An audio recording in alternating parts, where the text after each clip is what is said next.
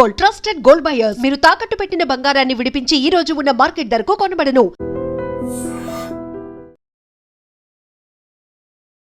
చిన్న గొడవలు అసలు నిజంగా చెప్పుకోవడానికి కూడా విచిత్రంగా అనిపిస్తుంది. అది కూడా ఎవరో అనామకులో లేకపోతే తెలియనటువంటి వాళ్ళో కాదు, మంచిగా ఇద్దరు మంచి స్నేహితులు.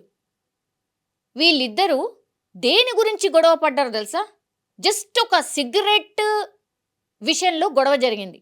అంటే లైటర్కి సంబంధించి గొడవ జరిగిందంట. అంటే నువ్వు ఫస్ట్ వెలిగించుకుంటావా, నేను ఫస్ట్ వెలిగించుకుంటానా అని ఆ చిన్న గొడవ కాస్త ఇద్దరు కొట్టుకోదానికి కూడా వెనకాడలేదు. ఆ తర్వాత ఏం చేసిండ్రు అని అంటే ఇద్దరు అంటే ఈ సిగరెట్ ఊరికనే సిగరెట్ తాగుతూ గొడవ పడ్డరా అంటే కాదు. యాక్చువల్లీ వీళ్ళొక క్రికెట్ మ్యాచ్ ఆడిన తర్వాత ఇక రిలాక్స్ అవుదాము అనుకున్నారట.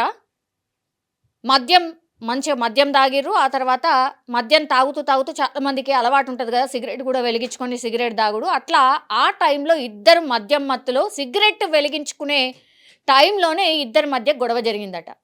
అది ఎక్కడి వరకు పోయింది అని అంటే ఇద్దరు భయంకరంగా కొట్టుకునే వరకు వెళ్ళింది. వాళ్ళ చేతులల్లా మద్యం సీసాతోని దాడి చేసుకునే వరకు వెళ్ళింది. ఇది ఎక్కడ జరిగిందంటే కర్ణాటకలో, మన దగ్గర కాదు, కర్ణాటకలో.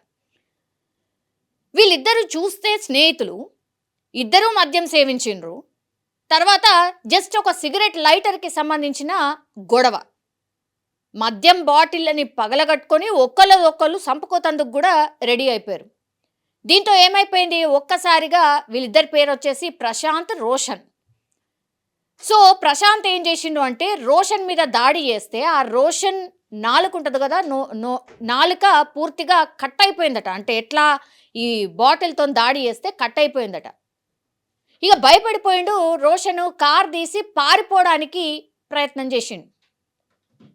దీంతో ప్రశాంత్ ఏం చేసిండు, ఆ కారు డోర్ని పూర్తిగా అట్లనే పట్టుకొని వేళ్లాడుతూ ఆ కార్ని పోనీయకుండా చేసిండు. దీంతో రోషన్ భయపడిపోయి ఏం చేసిండు అని అంటే పూర్తిగా ర్యాష్గా డ్రైవ్ చేసేసరికి అది పోయి చెట్టుకు ఢీకొట్టుకుంది.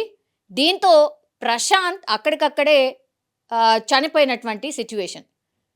ఇదంతా తీరా చూస్తే చిన్న గొడవ. అది ఏంది అని అంటే లైటర్ విషయంలో గొడవ కాస్త ఇద్దరు స్నేహితుల మధ్య కొట్టుకునే వరకు, తర్వాత సంపుకునే వరకు వెళ్ళింది.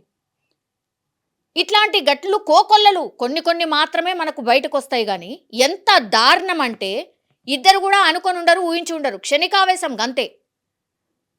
ఎవరన్నా అనుకుంటారా జస్ట్ ఒక లైటర్ విషయంలో గొడవ జరిగి చనిపోయిందంటే? లేదు. ఇక మొత్తం పోలీసులు ఇన్వెస్టిగేషన్ చేస్తారు, ఆ లోతుల వరకు వెళ్తారు. ఇంకేమైనా రీజన్ ఉందా, ఇంకేమైనా జరిగిందా, వీళ్ళ మధ్య పైసల ఇష్యూ ఉందా, ఇవన్నిటికీ వెళ్తారు.